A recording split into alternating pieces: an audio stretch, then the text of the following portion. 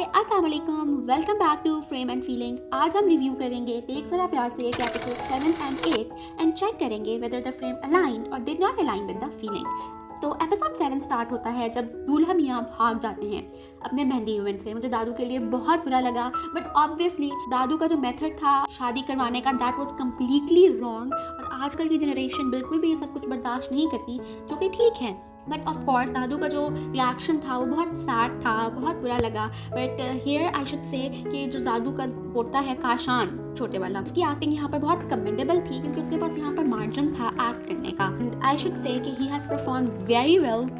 जो दूल्हा के भागने का सारा सीक्वेंस था, उसकी कार का, फिर जब वो ड्रेस चेंज करता है, everything was well executed. But यहाँ पर एक मिस्टेक थी जो कि मैंने कैच की कि जब हमजा सुहेल गाड़ी में बैठ के एक वीडियो नोट सेंड करते हैं अपने दादू को कि मैं ये सब कुछ नहीं कर सकता, आई एम सॉरी, मुझे माफ़ कर दीजिएगा अगर हो सके तो, वो वीडियो नोट और जो दादू को वीडियो नोट अराइव हुआ था दोज वर कम्प्लीटली डिफरेंट। तो यहाँ पर मिस्टेक है एग्जीक्यूशन की। इग्नोरिंग दिस मिस्टेक, सीक्वेंस था ये बहुत सीरियस था, बहुत सेंसिटिव था, बट फिर भी हमें किसी ना किसी तरीके से इन्होंने ड्रामा के साथ स्टिक रखा, जो कि बहुत कमेंडेबल बात है। I really like this. But again I should say कि ये जो टॉपिक है या ये जो इन्होंने ट्विस्ट दिखाया है, this is not for Ramzan dramas. People don't want to put so much energy in Ramzan dramas, क्योंकि रमज़ान में लोगों के पास और बहुत ज़्यादा काम होते हैं, उनके पास इतनी एनर्जी नहीं होती, बिजी रूटीन होती है कि वो इस तरह के सीरियस ड्रामाज देखें। बेशक ये लोग जितनी भी कोशिश कर लें कि इन सीन्स को, इन ट्विस्ट्स को, इन सेंसिटिव और सीरियस सिचुएशंस को इंजॉयबल बनाएं, वो कहीं ना कहीं मेंटेनेंस नहीं रह पाती। ये मेजर वजह है कि इस ड्रामा की पॉपुलैरिटी बहुत कम है as compare to previous Ramzan dramas. The conclusion is कि स्क्रिप्ट भी ठीक है, परफॉर्मेंसेस भी टॉप नॉच हैं, एग्जीक्यूशन भी कमेंडेबल है, but the problem is choice of topic और choice of script, particularly for Ramzan series. So here frame aligned, but at the same time it did not align. Then moving towards the next sequence, जब माला अपनी mother के पास जाती है and उनका BP check करती है, everything was so heavy. पहले उनकी कन्वर्सेशन इतनी हैवी थी, उसके बाद सुबह हो जाती है, सब नमाज पढ़ना शुरू हो जाते हैं, आज़ानें हो जाती हैं। देन हम देखते हैं कि जुरेज के दादू सब कुछ बता देते हैं रुमाइला के नाना को, उसके बाद वो गिर जाते हैं। Everything was so heavy. I think this is the heaviest episode of the entire drama and I hope कि सिर्फ यही एपिसोड हैवी हो। अगर ऐसी एक दो एपिसोड्स और मिल गई तो इसकी व्यूअरशिप और डाउन हो जाएगी एंड आपस की बात बताऊं तो मैं भी इसको देखना छोड़ दूंगी, because we don't want so many emotions and so many breakdowns in Ramzan series. Then moving towards जुरेज पहुंच जाता है रुमाइला की दादी के पास, वो गिर जाती हैं, उनको हॉस्पिटल लेकर जाता है। ओह माय गॉड, हर जगह ही खराब चल रहा है। आई डोंट नो कि किस तरह और क्यों, क्या मजबूरी थी, किस वजह से प्रोड्यूसर्स ने एंड मेकर्स ने इस तरह का स्क्रिप्ट रमज़ान सीरीज़ में चुना है। इसमें आप बेशक जितने मर्जी अच्छे एक्टर्स ले आएँ, जितना मर्जी है आप इसमें विजुअल्स इंक्लूड कर लें, कॉमेडी डालने की कोशिश कर लें, पर आपने ये जो सब कुछ हमें दिखा दिया है ये हमें डाइजेस्ट नहीं हो रहा। I think the major reason to watch this drama is just the cast and their performances. हम सिर्फ और सिर्फ ये ड्रामा युमना ज़ैदी एंड हमजा सुहेल की वजह से देख रहे हैं।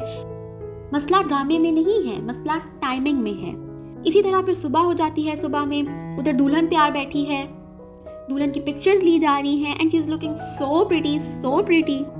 इधर इतना टेंस माहौल चल रहा है, रुमाइला के घर पे भी किसी को अच्छी वाइब नहीं आ रही।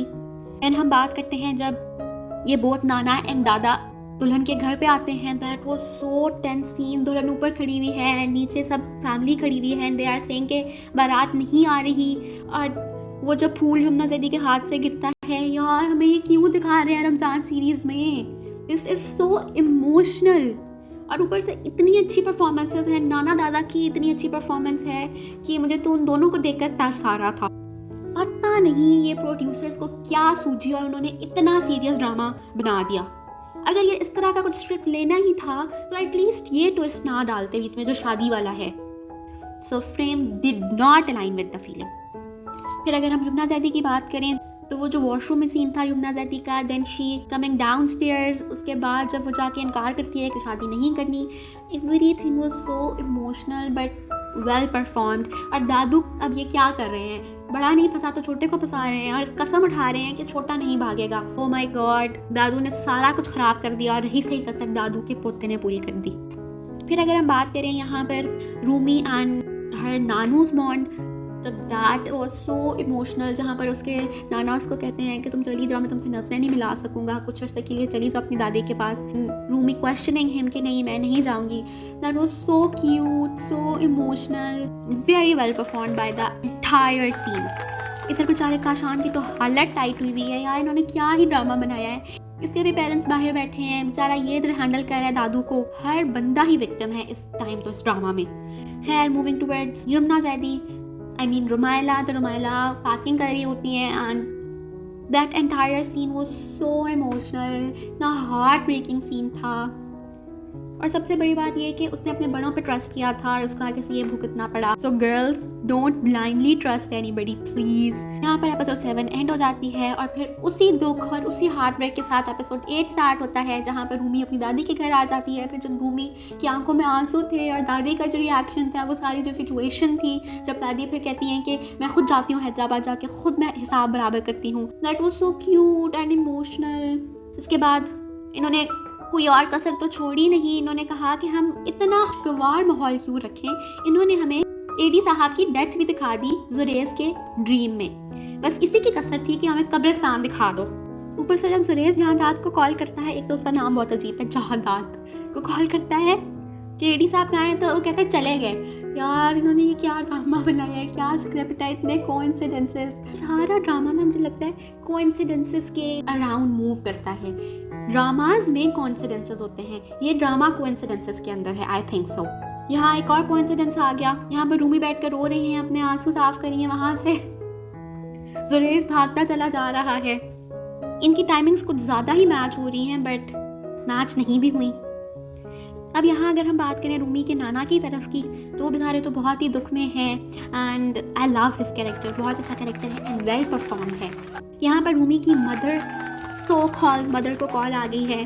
बस इन्होंने अब जो है ना 2 दिन का इन्होंने तमाशा करना था, वो करके अब ये सारे अपने अपने कामों को जा रहे हैं। बस इन्होंने हमें ये दिखाना था, आई थिंक सो। सारा कुछ बहुत सीरियस था अनटिल यहाँ पर हमजा सुहेल का खुद को पीटते हुए घर में एंटर होना। Oh my God, that was so serious situation. लेकिन हमजा सुहेल ने यहाँ हमें हंसाने की पूरी कोशिश की है। आई डोंट थिंक सो कि कभी किसी हीरो ने पहले ऐसे किया होगा। So Hamza Sohail, you have done a great job, thank you for making us laugh here. Here the frame exactly align with the feeling. यहाँ पर आई शुड से कि यहाँ पर हमजा सुहेल जो काशान का कैरेक्टर है वो एंड जहादाद का कैरेक्टर, इन तीनों ने ऑसम काम किया है, I should say awesome. The dialogues here were so powerful, so enjoyable. जुरेज कहता है क्या किया तूने डेड बॉडी के साथ, मेरे बगैर दफना दिया, मैं आखिरी दीदार किए बगैर नहीं जाऊँगा। And Kashan's reply was epic. उसने कहा कि गैरत गुजर गई है, उसको जाके दफन कर ले। Very well perform, very enjoyable I should say. Thank you. हमें एपिसोड 7 के रोलर कोस्टर के बाद एपिसोड 8 के मिड में आके कहीं इन्होंने हमें ये सीन दिया है। So here frame completely align with the feeling. यहाँ पर काशान ने तो कोई हाल नहीं छोड़ा जुरेज का, और इतनी ऑन पॉइंट बातें थी, इतना वेल परफॉर्म सीन था कि यहाँ पर मुस्तफ़ा रहमान ने तो कमाल कर दिया। बहुत अच्छी परफॉर्मेंस भी है, ऑन पॉइंट बातें की हैं, जो व्यूअर्स के माइंड में हो सकती हैं वही सारी बातें की हैं। Very well executed, very well performed. Then moving towards Suresh ने 4 दिन से खाना नहीं खाया एंड नाउ वो जा रहा है रुमायला के नाना के घर माफ़ी मांगने। वहाँ जाता है, वहाँ भी अच्छा खासा जलील होता है। उधर से काशान भी बाहर चला गया है, रुमायला लोग भी उम्रे पे जा रहे हैं। तो अब ये लग रहा है कि इन्होंने ये सब कुछ इतना निडर होके किया है, इनको किसी चीज़ का कोई खौफ नहीं था।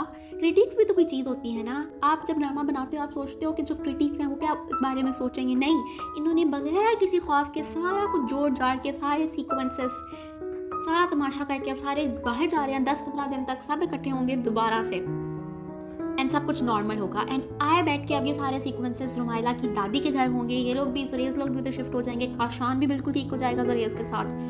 देन हम बात करते हैं कुछ नेक्स्ट सीक्वेंसेस की।